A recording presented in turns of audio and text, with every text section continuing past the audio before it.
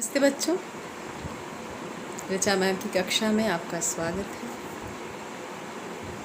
पढ़ाई लिखाई के क्रम में आज हम लोग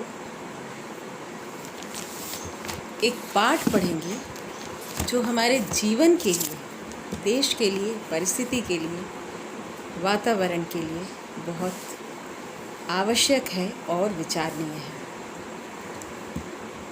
बहुचर्चित व्यंग्यकार गोपाल चतुर्वेदी द्वारा लिखित अच्छे पड़ोसी के गुण निबंध हम पढ़ेंगे आज।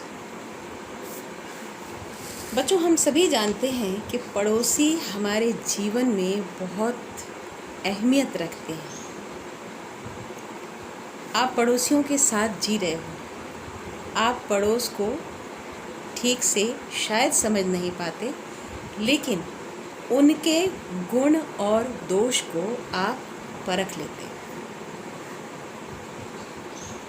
पड़ोसियों के बारे में विचार करते हुए, सोचते हुए, कुछ बिंदुओं पर ध्यान देते हुए हम आगे बढ़ेंगे।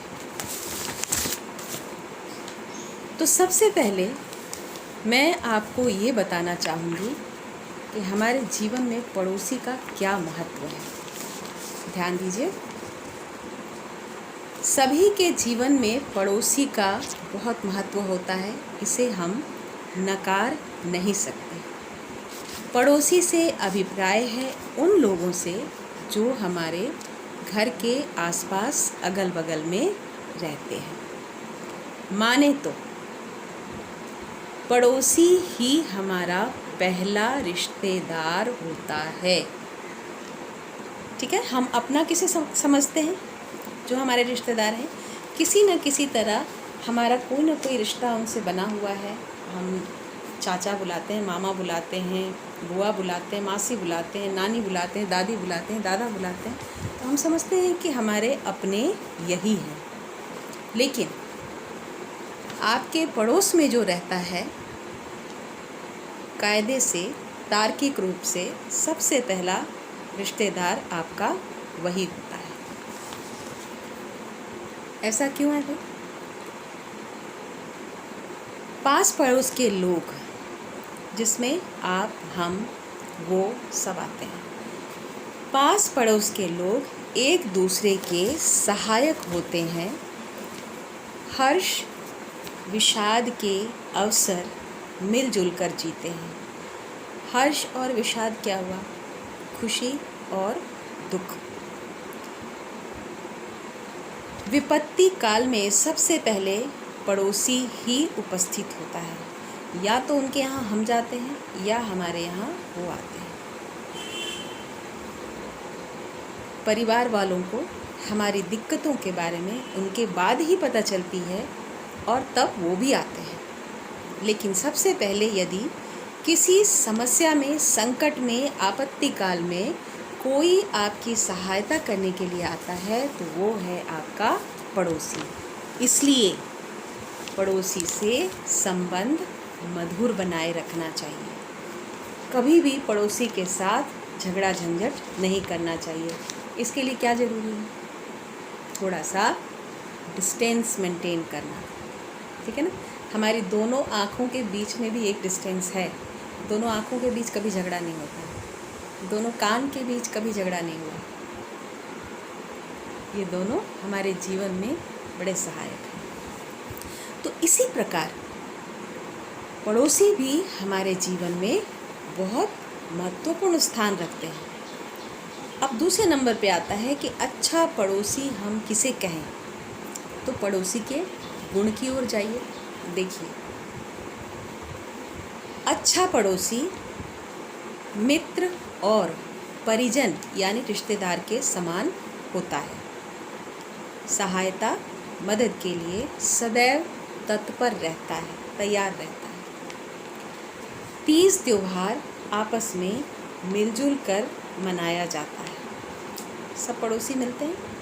जहाँ अपार्टमेंट में लोग रहते हैं, आप में से बहुत सारे लोग अपार्टमेंट में रहते होंगे, तो आप देखते हो कि आपके अपार्टमेंट में कहीं कहीं मंदिर भी बना होता है और बेसमेंट में त्योहार फंक्शन के लिए प्रबंध भी किया जाता है, तो सब मिलजुल कर आप रहते हो वहाँ। आपसी विश्वास भी होता है उनमें। कई बार ऐसा होता है कि हम कहीं जाते हुए अपने घर की चाबी अपने मित्र को देकर जाते हैं। कोई कहानी याद आई आपको? अलगू और जुम्मन याद आए? दोनों कितने अच्छे मित्र थे। कहीं जाते हुए अपने घर की चाबी एक दूसरे को दे के जाते थे। तो पड़ोसियों के बीच का संबंध भी इतना ही मधुर और विश्वासी होना चाहिए। कान के कच्चे नहीं होना चाहिए। मतलब जहाँ 5 लोग एक साथ रह रहे हैं, कोई एक व्यक्ति ऐसा हो सकता है जो इधर की बात उधर और उधर की बात इधर करता हो, जिसको हम नारद मुनि कहेंगे। तो ये नारद मुनि जहाँ कहीं भी होते हैं, वो 1-2 बार के बाद समझ में आ जाते हैं कि ये वास्तव में क्या है।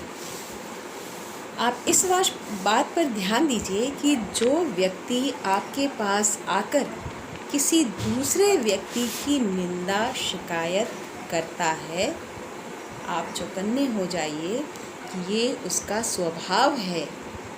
कहीं जाकर आपकी निंदा भी, आपकी शिकायत भी करेगा। तो ऐसे व्यक्ति को बढ़ावा नहीं देना चाहिए। यदि हम उससे अपने आप को बचा नहीं सकते, तो हमें अपने कान और दिमाग पर भरोसा रखना चाहिए कि जिसके बारे में हम जितना जानते हैं अपने मित्र के बारे में सही है। आपको चौकन्ना तो होना चाहिए, लेकिन अपने विश्वास को नहीं तोड़ना चाहिए कि किसी ने आपको कह दिया कि कौवा आपका कान ले गया, तो हम कौवा के पीछे नहीं भागेंगे, हम पहले ज़रा कान अपना चेक कर लेंगे। ओ, कान तो है जगह पर, ठीक है ना। तो ज़िंदगी में ऐसे बहुत सारे लोग मिलते हैं। अब पड़ोसी का तात्पर्य है कि उनसे मेरी मित्रता होगी, उनसे मेरी बातचीत होंगे, मेरी समस्याओं को समाधान की ओर वो लेकर जाएंगे। हम दोनों अपने जीवन और अपने घर की और तात्कालिक परिस्थितियों की चर्चा आपस में ज़रूर करेंगे, तभी उसका समाधान भी मिलेगा। अब हम आते हैं पाठ की ओर। अच्छे पड़ोसी के गुण पाठ जो है वो एक व्यंग्यात्मक निबंध है। आपको लगता होगा कि बातें अच्छी अच्छी की जाती हैं, लेकिन उसके भाव कुछ अच्छे नहीं दिखाई देते, ठीक है। तो ये एक व्यंग्यात्मक निबंध है। यहाँ पर एक मुहावरा अच्छा लगेगा, मुँह में राम बगल में छुरी। कि सामने से तो कोई व्यक्ति आपका बहुत प्रशंसक है, लेकिन पीठ पीछे आपका वो सबसे बड़ा निंदक भी है।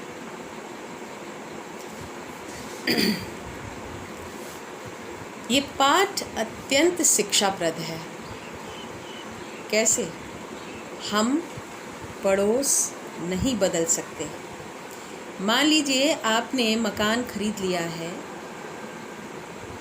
70-80 लाख रुपए में, आपका पड़ोसी भी खरीद चुका है मकान।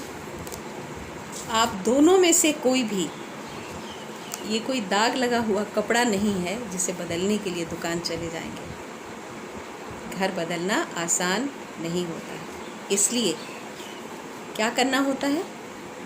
अपने आप को नियंत्रित रखना, जल्दी से उद्वेग में नहीं आ जाना, उत्तेजित नहीं हो जाना। किसी ने कुछ कह दिया तो उस पर प्रतिक्रिया नहीं व्यक्त कर देना।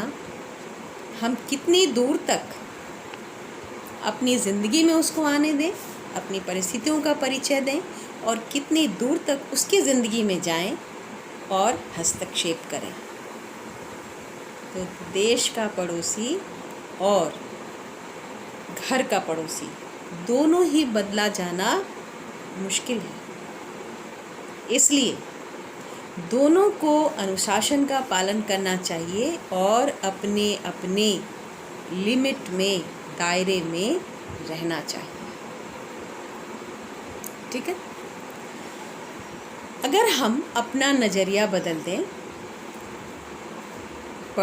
दोनों पड़ोसी अपना अपना नज़रिया बदल दें, तो वातावरण को सौहार्दपूर्ण बनाकर हम जी सकते हैं, क्योंकि पड़ोसी बदले नहीं जा सकते। ठीक है, ये तो शीर्षक के बारे में बात हुई। पाठ में क्या है इसको हम देखते हैं। थोड़ा सा कवि, लेखक, रचनाकार, निबंधकार जो भी हैं उनके विषय में भी जानकारी रखना चाहिए। क्यों?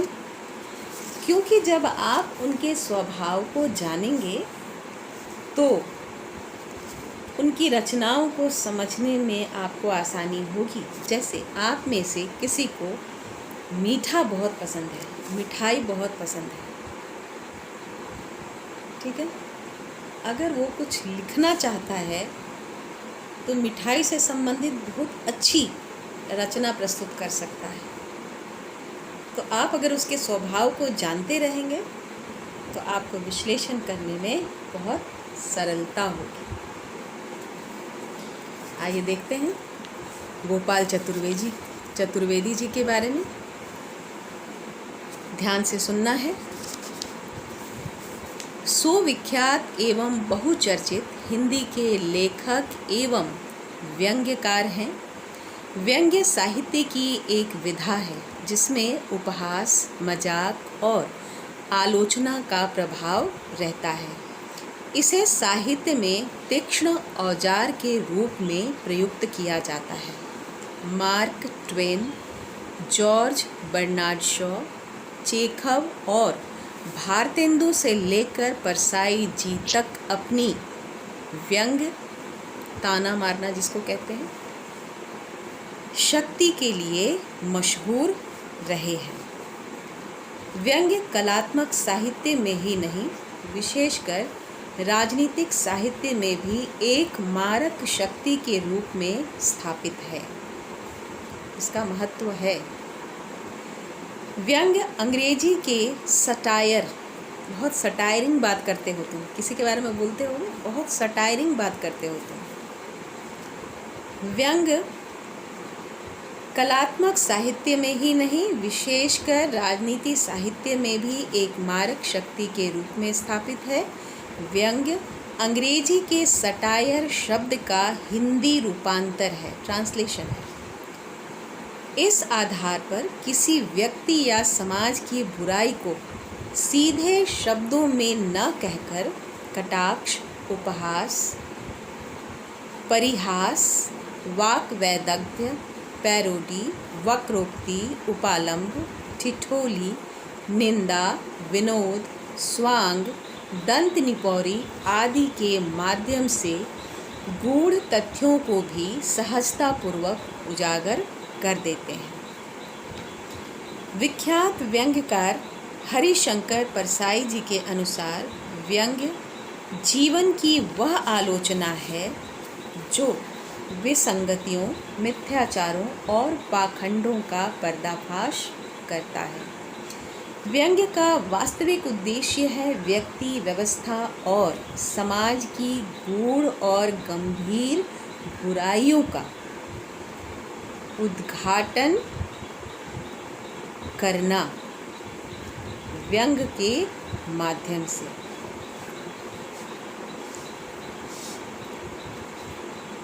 क्योंकि यह सीधा आपेक्ष नहीं होता है, सीधे सीधे किसी को कोई बात नहीं कही जाती है, सीधा आक्षेप नहीं होता है, परिस्थितियों को लहूलुहान नहीं करता है, लेकिन तीर निशाने पर लग जाता है।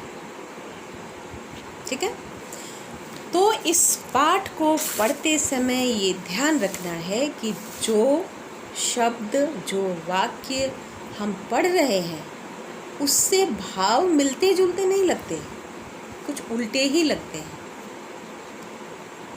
वजह क्या है भाई इसकी, हम कैसे समझें इसको? तो ये एक व्यंग्यात्मक निबंध है। आप पाठ पर ध्यान दीजिए।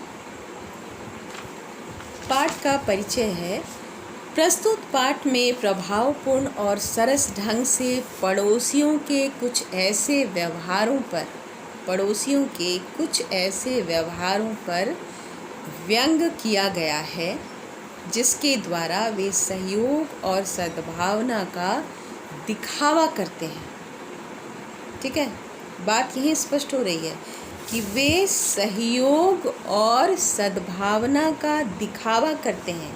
जैसे मैंने आपको बताया कि मुंह में राम बगल में छुरी, परंतु उनके मन में हानि पहुंचाने का इरादा सदैव छिपा रहता है। ठीक है, अब देखिए पाठ का सार क्या है। इस पाठ में दो पड़ोसियों द्वारा अपने अपने ढंग से पड़ोसी धर्म निभाने का रोचक वर्णन है। रोचक मतलब आकर्षक, पढ़ने में अच्छा लग रहा है, रोचक वर्णन है।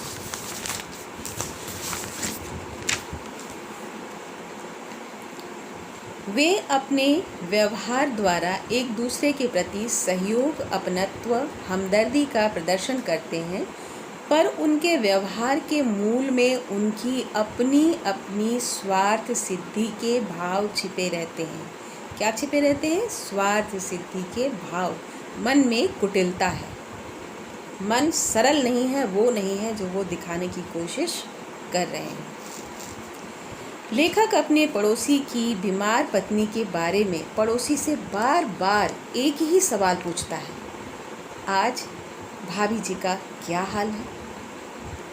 बार बार पूछने से झुंझलाए पड़ोसी को कहना पड़ता है, आपकी भाभी की तबीयत सुधर रही है, लेकिन इस बात को अपनी पत्नी से कहता है कि ये साल भर से बीमार हैं, इतने दिनों में अच्छे अच्छे टें बोल जाते हैं, यानी कि स्वर्गवास हो जाता है, मर जाते हैं। पड़ोसी भी लेखक को खांसी होते ही चेताता है, किसी अच्छे डॉक्टर को दिखाइए, खांसी कैंसर का प्रारंभिक लक्षण है। यदि हम किसी से मित्रता रखते हैं तो उसके लिए इस प्रकार के शब्दों का प्रयोग करने से भी डरते हैं। ये शब्द भी बड़े भयानक हैं, क्रूर शब्द हैं, क्योंकि इससे क्या क्या होता है इसकी जानकारी हमें है। तो ये रोज़ रोज़ भाभी जी का क्या हाल है पूछते हैं और साथ में अपनी पत्नी से बात करते हैं कि इतने दिन में तो अच्छे अच्छे लोग मर जाते हैं। उनके पूछने के भाव से आप रोज़ क्यों पूछेंगे भाई किसी से? किसी की तबीयत खराब है, हर घंटे क्यों पूछेंगे किसी से? मतलब आप जानना सुनना चाहते हैं वहाँ कि कुछ बुरा हुआ, दुखद हुआ, तो आपको अच्छा लगेगा, क्योंकि आपका मन बड़ा कुटिल है, ईर्ष्यालु है।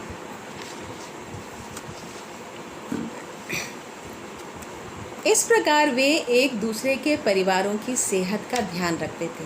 अब पहला पॉइंट यहाँ ध्यान देने की है कि वो कहते हैं कि हम दोनों एक दूसरे के परिवारों के सेहत का ध्यान रखते हैं, क्योंकि हम बहुत अच्छे मित्र हैं और पड़ोसी धर्म का निर्वाह बहुत अच्छे से कर रहे हैं। लेकिन क्या ये ध्यान रखते हैं? नहीं, एक दूसरे को दुख पहुंचाने का अवसर ढूंढते हैं। ये सीधे सीधे ये नहीं कह सकते। कोई कह सकता है कि मर गए अभी तक कि जिंदा है? नहीं कह सकता ना। तो रोज़ रोज़ पूछकर वो यही जानना चाहते हैं कि आज पता चले कि नहीं सीरियस हैं, आज पता चले कि नहीं कुछ घंटों की मेहमान है, तो उनकी आत्मा को बहुत शांति मिलेगी। तो ये अच्छा पड़ोसी नहीं है।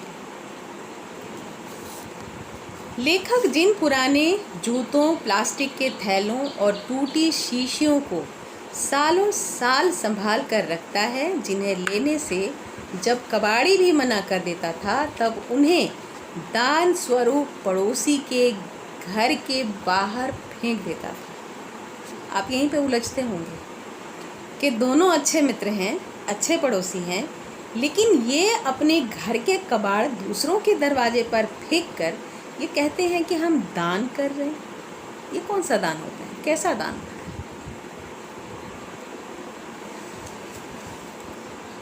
यह देख पड़ोसी कहता था कि जाने कौन जंगली कूड़ा फेंक जाता है।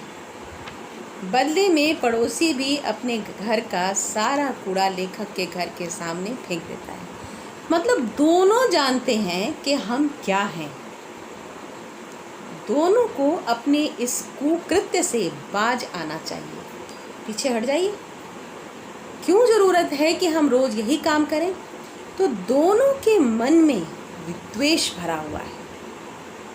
दोनों ही एक दूसरे को दुखी करके अपने मन को सुखी करना चाहते हैं, यानी कि उनके अंदर इंसानियत नहीं है, वो अच्छे आदमी नहीं है। मानवता भी कोई चीज़ होती है और मनुष्य के जीवन में सबसे बड़ी मानवता ही होती है, लेकिन यहाँ मानवता दिखाई नहीं दे रही। तब लेखक कहता है कि मैं यहाँ कूड़ा फेंकने वाले को कूड़े के ढेर में देखना चाहता हूँ। यह क्रम इसी प्रकार चलता रहता है, यानी कि दोनों किसी किसी माध्यम को लेकर एक दूसरे को बुरा भला कहते रहते हैं, लेकिन सीधे सीधे नहीं कह पाते हैं। तो इससे क्या पता चलता है कि ये अच्छे पड़ोसी हैं? नहीं, दोनों व्यंग के माध्यम से एक दूसरे से आपस में ही लड़े हुए हैं, लेकिन बीच में जो व्यंग की दीवार है, एक पर्दा है, वही दोनों की इज्जत बचाए हुए है, वरना दोनों एक दूसरे का मुंह नोच लेने वाला काम करते हैं। अब देखिए, पुरुष के साथ साथ महिलाएं भी हैं। महिलाएं पड़ोसी धर्म निभाने में पुरुषों से आगे रहती हैं। महिलाओं का व्यवहार, स्वभाव, आचरण अलग होता है, पुरुषों का अलग होता है। उनका यह धर्म चीनी और चाय की पत्ती से शुरू होकर साड़ी शॉल पर आकर टूट जाता है। ये उसी घर के महिलाओं की बात है, उन्हीं दो पड़ोसियों की बात है कि इधर पुरुषों में अलग कहना चाहिए कि मुकाबला हो रहा है कि कौन किससे बढ़कर, और स्त्रियों में यहाँ उन सब बातों से कुछ लेना देना नहीं है। यहाँ कुछ दूसरा ही चल रहा है। क्या है? एक बार लेखक की पत्नी की साड़ियाँ वापस करने पड़ोसी की लड़की आई और कहा कि मम्मी ने तूश का शॉल मंगवाया है। देखिए, यानी कि साड़ी कपड़े एक दूसरे के साथ लेन देन चल रहा है। ज़रूरत पड़ने पर अच्छी साड़ियाँ, अच्छे कपड़े दोनों एक दूसरे की पहन कर कहीं घूमने जा रही होंगी।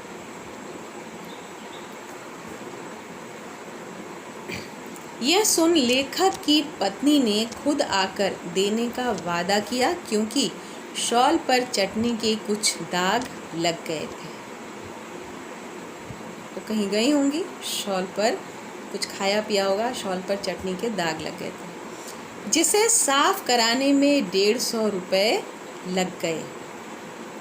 ऊपर से पड़ोसी की पत्नी ने आरोप लगाया कि जलन और स्पर्धा की भावना के कारण यह दाग जानबूझकर लगाया गया था। तब से दोनों के बीच बातचीत बंद है।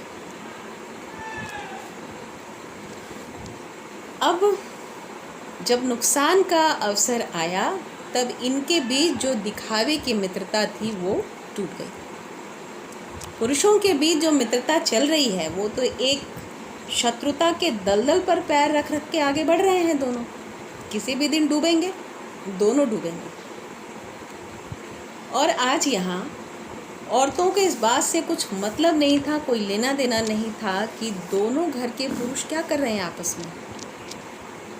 उनके बीच में चीनी, चाय पत्ती, कपड़े, शॉल आदि के लेन देन चल रहे थे। लेकिन जब एक पड़ोसी नुकसान में पड़ती हैं, तब दोनों के बीच मनमुटाव हो जाता है, दोस्ती खत्म हो जाती है। हालांकि केबल टीवी नई पीढ़ी के लिए नुकसानदायी है। इसे दिमाग में रखकर दोनों पड़ोसी एक दूसरे के केबल की तार काट देते हैं ना, कि आपके लेखक तो पड़ोसी की बचत करने के उद्देश्य से उसके रिश्तेदारों को दूसरे मोहल्ले की राह दिखा देते हैं। अब ऐसा कहीं आदमी होता है? हर कदम पर आप ध्यान दीजिए कि हर कदम पर दोनों के द्वारा किया गया काम एक दूसरे को नुकसान और चिढ़ पहुंचाने वाला ही साबित हो रहा है। केबल का तार हम काट देंगे इसलिए कि आपके बच्चों का पढ़ाई में मन नहीं लगेगा, पढ़ाई का नुकसान होगा और उनकी आंखें खराब होंगी। तो फिर तो सारे लोग एक दूसरे के केबल के तार काट दें। किसी दूसरे की चीज़ को हाथ लगाने का मेरा कोई अधिकार नहीं है। तो ये समझदार व्यक्तियों को नहीं पता है कि दूसरे की चीज़ को हम नहीं छू सकते, उसको हाथ नहीं लगा सकते, लेकिन वो ऐसा करते हैं और तर्क क्या देते हैं कि आपकी भलाई के लिए तो हमने ऐसा किया। किसी के रिश्तेदार अगर घर का पता पूछते हैं पास में ही खड़े होके, तो उसे दिल्ली दूर का रास्ता बताते हैं कि वहाँ पर उनका घर है। तो आपने अच्छा किया? नहीं किया, ये गलत काम है। तो पड़ोसी तो आप हैं, एक दूसरे का बड़ा भला चाहते हैं। तो किस तरह का भला चाहते हैं? आखिर भलाई क्या होती है भाई? हवा पानी तो हमें स्वतः मिलता है, वो तो कोई ला के दे नहीं सकता। तो ऐसे काम किए जाने से पड़ोसियों का नाम बदनाम करते हैं।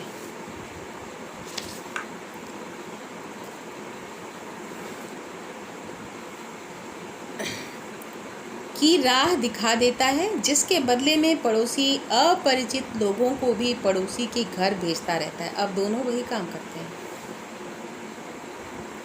लेखक को लगने लगा कि पड़ोसी और देश के पड़ोसियों के व्यवहार में अधिक अंतर नहीं। लेखक को क्या लगने लगा कि घर के पड़ोसी और देश के पड़ोसियों के व्यवहार में ज़्यादा अंतर नहीं है, क्योंकि हर देश अपने पड़ोसी देश के साथ प्रेम और सद्भावना रखने की घोषणा करते हैं, पर कभी कभी वे एक दूसरे के यहाँ आतंकवादी भी भेजते हैं और स्वयं गोलीबारी भी करते हैं। वर्तमान में तो हम ये सब कुछ देख ही रहे हैं ना। अभी जो परिस्थितियाँ हमारे देश के साथ चल रही हैं, सब तो हमारे पड़ोसी हैं। हम पड़ोस नहीं बदल सकते, व्यवहार तो बदलना चाहिए, लेकिन नहीं। मित्रता के माध्यम से यदि सौगात में शत्रुता के संदेश भेजे जाएं, ये संदेश मैसेज नहीं है, ये संदेश है मिठाई, तो पड़ोसी का धर्म निभाया नहीं जाता, बल्कि ये शत्रु का धर्म निभाया जा रहा है। ये क्या होते हैं? पीठ में छुरा भोंकने वाले पड़ोसी। इससे अच्छे शत्रु होते हैं, जिनके बारे में हमें पता होता है कि ये मेरा शत्रु है, तो हम उससे निपटने के लिए तैयार रहते हैं। लेकिन यदि आस्तीन में सांप घुसा हो तो वो आपको ज़्यादा नुकसान पहुंचा सकता है। इसके लिए दोनों को अपने अपने व्यवहार में सुधार लाना चाहिए, क्योंकि ताली कभी एक हाथ से नहीं बजती। तो बच्चों, सबसे बड़ी बात है कि इस पाठ के माध्यम से पड़ोसी का व्यवहार, पड़ोसी, उसका महत्व, उसके गुण, सभी का विश्लेषण प्रस्तुत किया गया है। ये दोनों पड़ोसियों के हाव भाव, आचरण आप जो देख रहे हैं, जो सुन रहे हैं, उसके पीछे के भाव, दोनों एक दूसरे को सिर्फ तकलीफ पहुंचाने की कोशिश करते रहते हैं। ठीक है? इनमें अच्छे पड़ोसियों के गुण नहीं है। शीर्षक है अच्छे पड़ोसी के गुण क्या होने चाहिए, जो मैंने आपको बता दिया पहले। तो पड़ोसी एक दूसरे के मित्र, मददगार, रिश्तेदार होते हैं, सचमुच में होते हैं। लेकिन यहाँ पड़ोसी एक दूसरे को कष्ट पहुँचाने में लगे हुए हैं। इनके अंदर ईर्ष्या, स्पर्धा की भावना है। दोनों एक दूसरे को कष्ट पहुँचाने की कोशिश करते हैं। ठीक है? आशा करती हूँ आप समझ पाए होंगे। कि इनके बातों से व्यंग्य छलकता है। ये सचमुच न तो किसी का हाल पूछते हैं और न ही किसी के लिए सद्भावना प्रकट करते हैं, दोनों आपस में।